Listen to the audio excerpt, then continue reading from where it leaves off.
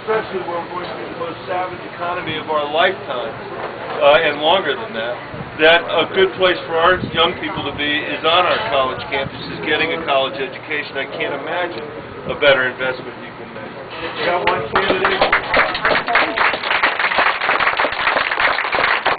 One candidate who spends a lot of time talking about how there's too much government in our lives, except when it comes to the most personal decision that a woman could make, particularly including cases of rape and incest. And another candidate is the father of 3 little girls who, for the life of me, don't understand why we wouldn't want to leave those choices to women and to their families. The choices are really clear. You know, and on economic issues, you got a guy who says, what we ought to do is reduce the corporate tax rate to virtually 0, but pass a national sales tax. It's going to raise taxes for the middle class and the working families all across our country. It makes no sense. And it's not where Colorado is. You know, I think I've had more town hall meetings in the last 22 months than any member of the United States Senate. And I've done it in red parts of the state and blue parts of the state. The same thing everywhere. The other night, I was asked in the debate that we had on Channel 4, they asked both of us, they said, what's one thing you said that you would take back during this campaign? And I said, I haven't said anything that I would take back. I've said what I meant what I said, and the people of Colorado have said what they meant and meant what they said. And the last thing we need in Washington is somebody who says one thing if they're in the red part of the state, another thing if they're in the blue part of the state, something else the next time they're somewhere else. We don't need that. Washington is full of those people, and it's why we're not making the progress that we need to make. We are at risk of being the first generation of Americans to leave less opportunity, not more, to our kids and our grandkids. Profound risk, and we cannot let that happen. That's what the election in 2008 was about. That's what this election is about.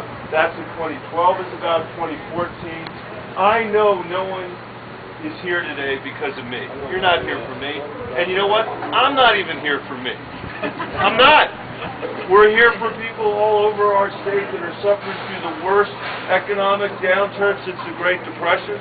We're here for people that are out of work, who are looking for jobs and can't find them. You're here for our young people that are desperately trying to figure out how to afford a college education. For children in K-12 who want to live in a country where the zip code they're born into doesn't define the education they're going to get.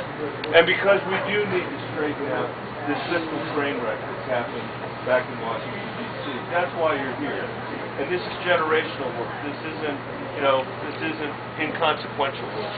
By that I mean people are going to look back for 50 years from now and 100 years from now to this time, this inflection point in our country's history, and they're going to ask us whether we were able to gather strength to create a politics that actually was worthy of the aspirations that we all have for our kids and our grandkids. You know, I can tell you from the very reddest place I've been in Colorado to the darkest blue place, the values that we share are so much more important than the divided politics that there is back in Washington. So much more important than the blaring nonsense that you hear pouring out of your cable television sets at night.